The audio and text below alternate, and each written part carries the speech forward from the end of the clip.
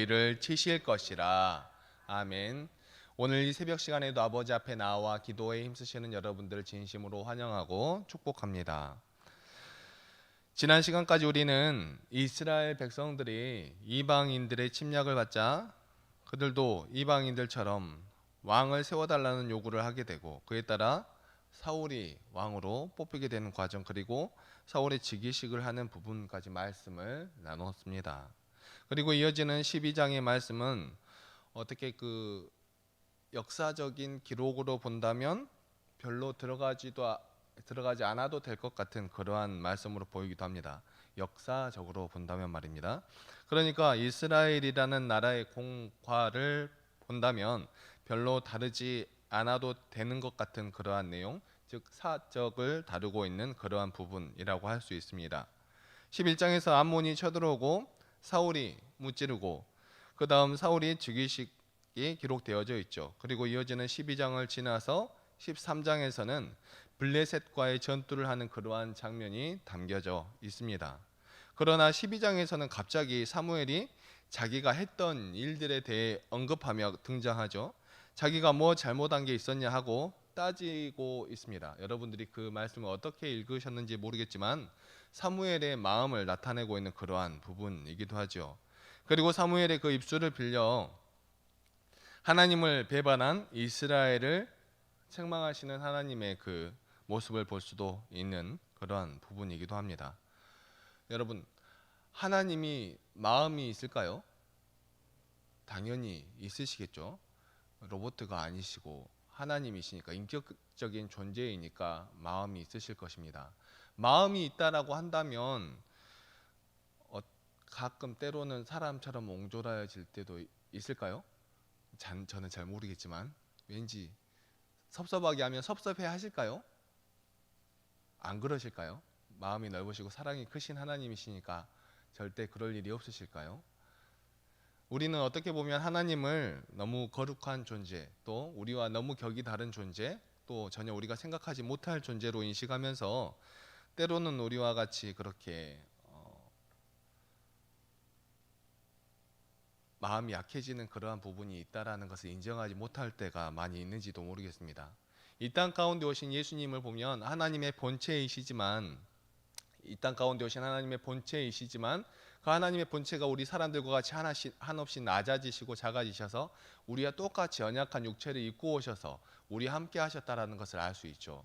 하나님께서는 우리와 같은 사람, 우리와 함께 교감을 나누시기 위해서 사람의 몸을 입고 오셨지만, 그런 사람의 몸을 입고 오신 그러한 부분을 떠나서라도 인격적인 그러한 부분이나 생각과 마음, 이러한 어떠한 부분에 하나님도 우리 사람들과 마찬가지로 다른 사람과 교감하고 소통하고 기뻐하고 즐거워하며 그렇게 우리 사람들과 비슷하게 그렇게 나아가실 수 있다라는 것이죠. 우리들은 그러한 부분을 생각해 보아야 합니다. 우리들은 오늘 말씀을 통하여서 이스라엘 백성들을 통해 하나님은 무엇을 이루고 싶으셨는지, 그리고 왕을 구하는 이스라엘을 볼 때 하나님은 어떤 마음이셨는지, 그리고 그럼에도 불구하고 이스라엘에게 왕을 주신 하나님 또 어떠한 마음이셨는지 생각하며 오늘날을 살아가는 우리 그리스도인들은 과연 어떠한 모습으로 나아가야 할지, 어떠한 모습으로 살아가야 하는지에 대해서 되새겨보는 그러한 시간이 되기를 소망합니다.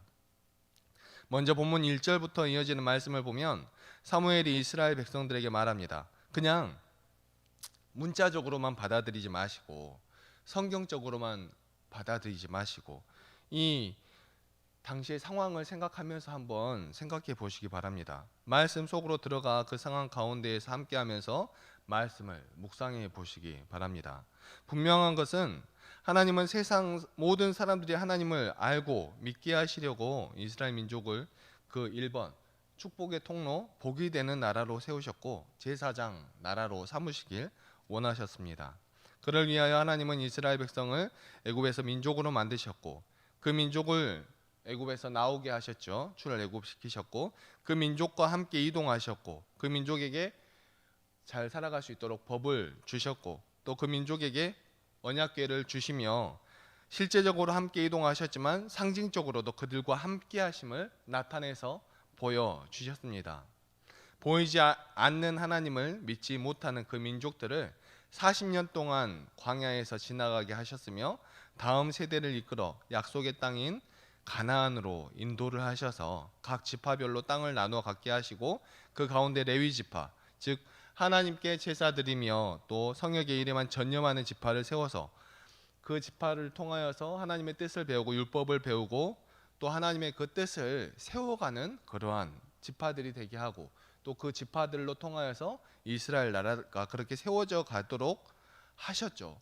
그런데 그 민족은 세상 모든 만물의 창조주이시고 주인 되시는 하나님을 온전히 의지하지 못하였고 각자의 소견에 옳은 대로 행하며 이방 사람들이 섬기는 우상들을 섬기기 시작하였고 우상을 섬김으로 인하여 하나님께 징계를 받게 됩니다. 그 징계의 회초리로 이방 나라들에게 침략을 당하는 등 경고를 당하는데 그러한 과정에 자신들에게 왕이 없기 때문에 이러한 상황에 침략을 당하고 있다고 고난을 당하고 있다고 왕을 요구하게 되죠.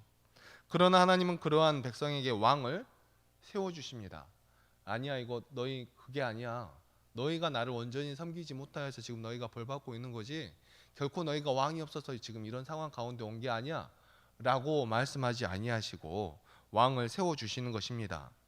본문 1절부터 3절까지의 말씀입니다. 사무엘이 온 이스라엘에게 이르되 보라 너희가 내게 한 말을 내가 다 듣고 너희 위에 왕을 세웠더니 너희들이 한 대로 왕을 세워주었다 그겁니다. 이제 왕이 너희 앞에 출입하느니라. 보라 나는 늙어 머리가 휘어졌고 내 아들들도 너희와 함께 있느니라. 내가 어려서부터 오늘까지 너희 앞에 출입하였거니와 내가 여기 있나니 여호와 앞과 그의 기름 부음을 받은 자 앞에서 내게 대하여 증언하라. 내가 누구의 소를 빼앗았느냐 누구의 나귀를 빼앗았느냐 누구를 속였느냐 누구를 압치하였느냐 내 눈을 흐리게 하는 뇌물을 누구의 손에서 받았느냐 그리하였으면 내가 그것을 너희에게 갚으리라. 너희가 왕을 세워달라고 하는데 도대체 내가 너희들에게 무엇을 서운하게 했느냐 라고 지금 이야기하고 있는 것이죠. 전에는 내가 하나님의 뜻을 물어 너희와 대면했는데 이제 너희는 내가 필요 없고 그냥 왕만 보는구나 하는 그러한 말씀이기도 합니다. 그냥 질서적으로 표현하면 나 섭섭해 하는 그런 소리이죠. 그런데 이 말씀을 그냥 사무엘의 목소리로만 들으면 뭐 사람이 이제 좀 물러날 때가 되지 않았나? 이제 왕이 세워졌으니까 좀 가지. 왜 자꾸 그러지? 인간적으로 좀 너무한 것 아니야? 자기가 다 해먹으려고 하나? 라고 생각하실 수도 있습니다. 인간적으로 보면 말이죠. 그러나 이 부분은 그동안 사무엘을 통하여 일하시던 하나님이 여전히 사무엘의 그 행함과 사무엘의 입을 빌려 이스라엘 백성들에게 하나님의 그 마음을 나타내고 있는 그러한 부분이기도 하죠. 그러면서 6절 이후부터 하나님이 너희에게 어떻게 행하셨는데 라고 기록하고 있습니다. 하나님이 어떻게 하셨는지 말씀에 기록되어져 있는 대로 한번 다시 보겠습니다. 목사님 조금 전에 말씀하셨지 않습니까? 왜 또 하세요? 중요하니까요. 잊어버리면 안 되니까요. 우리 이스라엘 백성들뿐만 아니라 우리 믿음의 그리스도인들 또한 나아가야 하는 방향들이 그 안에 담겨져 있으니까 하는 것입니다. 하나님께서 우리에게 무엇을 원하시는지 또 우리에게 어떻게 해주셨는지 우리도 돌아보며 생각해 봐야 되기 때문에 그렇습니다. 6절부터 12절 말씀입니다. 사무엘이 백성에게 이르되 모세와 아론을 세우시며 너희 조상들을 애굽 땅에서 인도하여 내신 이는 여호와이시니 그런즉 가만히 서 있으라. 여호와께서 너희와 너희 조상들에게 행하신 모든 공의로운 일에 대하여 내가 여호와 앞에서 너희와 담론하리라. 하나님께서 너희에게 어떻게 했는지 어떻게 하셨는지 내가 이제 이야기하겠다 하는 것이지요. 야곱이 애굽에 들어간 후 너희 조상들이 하나님께 여호와께 부르짖음에 여호와께서 모세와 아론을 보내사 그 두 사람으로 너희 조상들을 애굽에서 인도해 내어 이곳에 살게 하셨으나 그들이 그들의 하나님 여호와를 잊은지라. 여호와께서 그들을 하솔 군사령관 시스라의 손과 블레셋 사람들의 손과 모압 왕의 손에 넘기셨더니 그들이 저희를 치매 백성이 여호와께 부르짖어 이르되 우리가 여호와를 버리고 바알들과 아스다롯을 섬김으로 범죄하였나이다. 그러하오나 이제 우리를 원수들의 손에서 건져내소서. 그리하시면 우리가 주를 섬기겠나이다 하매 여호와께서 여룻바알과 베단과 입다와 나 사무엘을 보내사 너희를 너희 사방 원수의 손에서 건져내사 너희에게 안전하게 살게 하셨거늘 너희가 암몬 자손의 왕 나하스가 너희를 치러 옴을 보고 너희의 왕 여호와께서는 너희의 왕이 되심에도 불구하고 너희가 내게 이르기를 아니라 우리를 다스릴 왕이 있어야 하겠다 하였도다. 아멘. 너희 조상들을 애굽 땅에서 인도하여 내신 이는 여호와이시니 여호와께서 너희와 너희 조상들에게 행하신 모든 공의로운 일에 대하여 내가 담론하겠다. 한번 이야기해 보자 하는 것이죠. 하나님께서 너희에게 행하신 일들에 대해서 너희가 생각해 보아라. 하나님께서 어떻게 해 주셨느냐? 너희가 지금 왕을 세워달라고 한 것이 옳으냐? 옳지 않다 하는 것입니다. 야곱이 애굽에 들어간 후 너희 조상들을 애굽에서 인도해 내어 살게 하신 이곳에 살게 하셨으나 그들이 하나님 여호와를 잊어버렸다. 그래서 그들을 하솔 군사령과 이방 나라들을 통하여 그 사람들이 넘겨서 치게 했다. 좀 깨달아라. 눈을 좀 떠라. 시스라가 나쁜 놈들이 아니다. 그들을 움직인 건 나다. 블레셋 사람들도 내가 움직였다. 모압 왕도 내가 움직였다. 너희 지금 힘든 상황 가운데 있느냐? 내가 그 상황을 만들었다. 너희가 나를 온전히 의지하지 않았기 때문에 너희를 이러한 상황 가운데 두었다. 그랬더니 너희들이 나에게 부르짖어 잘못을 인정하며 우리가 하나님을 버리고 바알들과 아스다롯 등 우상을 섬김으로 범죄하였다라고 고백하였지. 그리고는 이제 구원해 주세요라고 외치기 시작하였다. 그리하시면 우리가 주를 섬기겠나이다 라고 해서 내가 너희를 구원하여 주고 또 너희 가운데 너희가 원하는 그 왕을 세워주게 되었다 라고 말씀하시는 것이지요. 사랑하는 성도 여러분, 혹시 힘든 상황 가운데 있습니까? 우리의 상황이 녹록지 않습니까? 그렇다면 먼저 우리의 모습을 돌아봐야 합니다. 우리의 모습을 돌아보며 우리의 신앙이 온전히 하나님 아버지 앞에 서 있는지 바라보아야만 합니다. 그리고 혹시 내가 정말로 하나님 앞에 온전히 서 있는데도 불구하고 이런 상황 가운데 있다면 정말 힘들고 어려운 상황 가운데 있지만 그런 상황 가운데서도 말씀 온전히 붙들고 하나님 아버지 앞으로 한 걸음씩 나아가야 하는 것이죠. 내가 그렇게 해줬는데 너희는 이제 왕을 세워달라고 하는구나. 지금 내 기분이 어떻겠니? 라고 하나님께서 이스라엘 백성들에게 말씀하시고 있는 것입니다. 사랑하는 성도 여러분, 우리 하나님 어떠한 분이신가요? 우리 하나님 믿을 만한 그러한 분이신가요? 아니면 우리 어떠한 상황에 따라서 가끔 믿지 못할 때도 있는 그러한 분이신가요? 나의 자녀가 잘 되었으면 좋겠는데 우리 자녀의 입시에는 관계하지 않으시는 그러한 분처럼 보이시나요? 나의 자녀가 온전한 직장을 들어갔으면 좋겠는데 우리 하나님은 그러한 것에는 관여 안 하실 것 같은 그러한 분이신가요? 나의 자녀가 좋은 사람과 결혼했으면 좋겠는데 우리 하나님 그런 것에는 그런 작은 우리의 사사로운 일에는 신경 안 쓰실 것 같은 그러한 분이신가요? 우리는 하나님을 믿는 믿음의 백성이라고 하면서 믿음으로 믿음으로 세상을 바라봐야 한다고 하면서 실제적으로는 그러지 못할 때가 너무나도 많이 있습니다.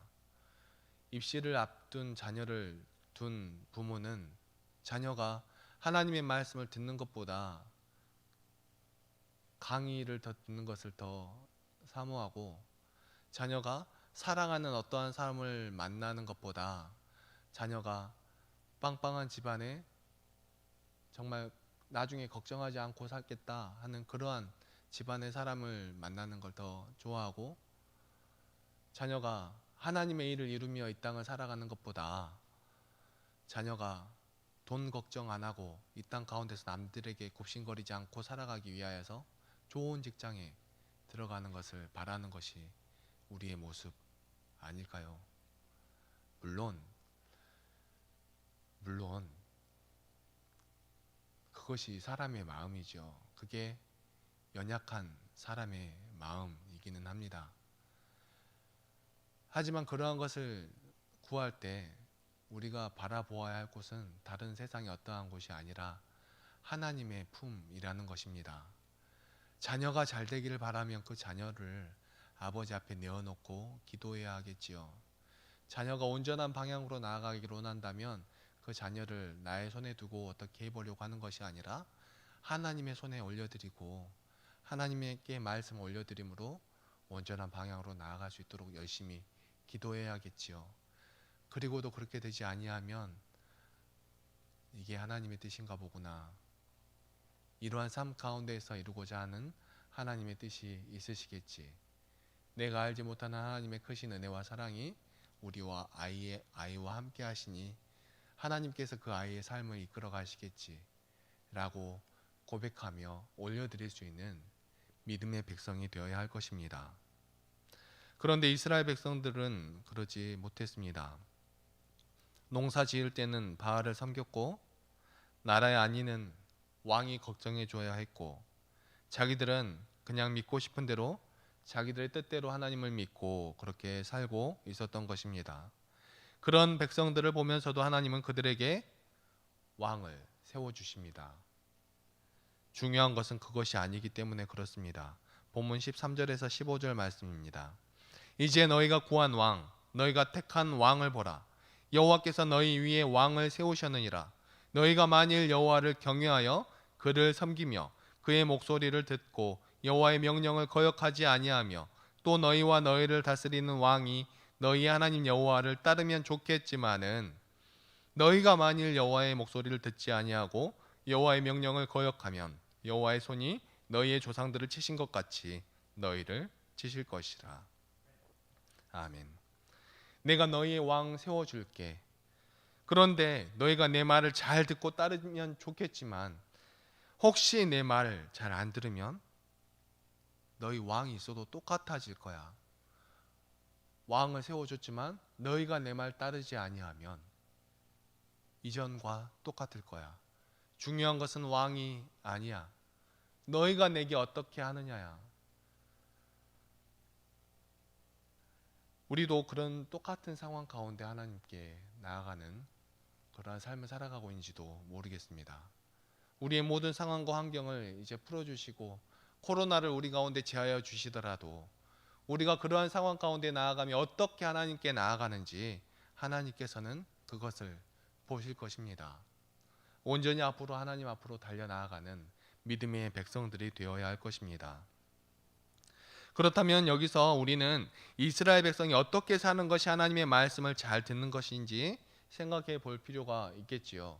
그리고 오늘날을 살아가는 우리들도 또한 어떤 모습으로 살아가는 것이 하나님의 말씀을 잘 듣는 것인지 생각해 볼 필요가 있겠습니다. 그런데 여러분 너무나 잘 아시죠? 하나님을 사랑하고 그와 같이 이웃을 사랑하라 하신 것 너무나 잘 아시죠? 그런데 이렇게 친절하게 써줘도 무슨 뜻인지 잘 모르고 자기가 사랑하고 싶은 대로 하시는 분들이 있어서 구체적인 예를 한번 가져와 봤습니다. 마태복음 7장 12절 말씀입니다. 그러므로 무엇이든지 남에게 대접을 받고자 하는 대로 너희도 남을 대접하라. 이것이 율법이요 선지자니라. 아멘. 이것은 황금률이라고 합니다. 사랑으로 남을 대해야 하는데 남에게 대접을 받고자 함은 있어도 남에게 대하는 법을 잘 모르는 우리들을 위해 주신 하나님의 말씀인 것 같습니다. 사랑으로 남을 대하라고 하는데 어떻게 해야 사랑으로 남을 대하는 것인지, 그리고 대접을 받고자만 하지 남을 대접하지 않는 그러한 모습, 남을 무시하면서 너는 나를 무시하지 말아라 하는 그러한 모습, 얼마나 이기적이고 잘못된 모습입니까? 남에게 존경받고 싶으면 자신부터 남을 존경해야 하는 것이죠. 그런데 그렇게 살아가지 못하는 그러한 모습, 남에게 대접을 받고자 하는 대로 남을 대접하라 하시는 그러한 말씀이죠. 이것이 율법이라고 말씀합니다. 이 말은 곧 남에게 나쁘게 대했으면 남이 너에게 나쁘게 대하더라도 너는 할 말 없어 라고 말씀하는 것입니다. 이렇게 말씀드리면 저에게 이런 말씀을 하실 분이 있을지도 몰라요. 아니 목사님, 그래도 우리는 그리스도인인데 그런 사람이 있더라도 사랑으로 감싸야 하지 않겠습니까? 맞습니다. 그러니까 말입니다. 하물며 그런 사람이 있더라도 사랑으로 감싸주고 이해해 줘야 할 판에 우리들이 그렇게 살지 못한다면 말 다 했지요. 또 있습니다. 이 말씀은 구약의 황금률이라고도 불리는 말씀입니다. 미가서 6장 8절 말씀입니다. 사람아, 주께서 선한 것이 무엇임을 내게 보이셨나니 여호와께서 내게 구하시는 것은 오직 정의를 행하며 인자를 사랑하며 겸손하게 네 하나님과 함께 행하는 것이 아니냐. 아멘. 여기서 말씀하시는 정의는 율법을 잘 지키는 것을 말씀하고 있습니다. 이스라엘 백성들에게 정의라는 것은 곧 하나님의 말씀, 정한 것을 이야기합니다. 그러므로 율법을 잘 지키는 것을 의미하지요. 그러니까 율법을 잘 지키고 사람을 사랑하고 겸손하게 내 하나님과 동행하는 것을 하나님께서 우리에게 보이셨고 또 우리에게 원하셨다라는 말씀인 것입니다. 하지만 사랑하는 성도 여러분, 하나님은 우리의 부족함을 너무나 잘 아십니다. 그러나 그 우리의 부족함 때문에 우리를 책망하지는 않으십니다. 하지만 우리가 하나님을 떠나 살아가려고 할 때 우리에게 시험과 고난을 주시죠. 그럴 때에 하나님은 우리에게 무서운 분이 되십니다. 사랑하는 성도 여러분, 다시 한번 말씀드립니다. 하나님은 우리가 부족하다고 우리를 책망하시는 분이 아닙니다. 너희 왜 이 일을 이것밖에 못해? 라고 우리를 책망하시는 분이 아니라 너희 왜 나와 같이 안 있어? 너희 왜 나를 믿지 못하고 우상을 믿고 우상에게 절해? 너희 왜 나를 믿지 못하고 돈을 믿고 돈을 사랑해? 그럴 때 하나님은 우리에게 고난을 주시는 분이시라는 것입니다. 사랑하는 성도 여러분, 이제 우리가 우리의 모습을 돌아보며 우리의 부족함을 하나님 아버지 앞에 온전히 내어놓고 우리의 모습 아버지 앞에 올려드리는 그러한 삶으로 나아가기를 소망합니다. 우리 하루하루를 살아감에 있어서 우리의 나약함, 여전히 나약합니다. 그러나 그러함에도 불구하고 하나님은 우리를 여전히 사랑하십니다.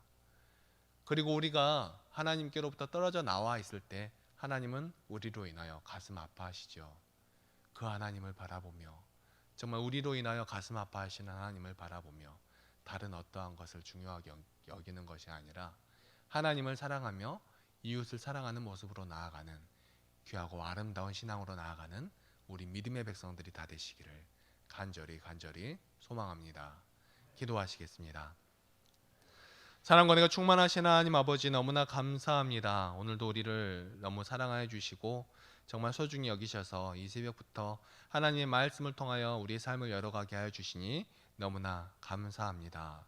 하나님, 오늘은 이스라엘 가운데 함께 하셨던 그 하나님, 특히 왕을 세워달라고 그렇게 하나님께 빌었던 그 민족을 통하여서 이러한 상황을 통하여서 정말 진정한 왕은 난데 다른 것을 의지하는 이 민족을 보면서도 정말 가슴 아파하셨던 그 하나님의 모습을 보면서 정말 하나님의 그 마음을 생각해 봅니다.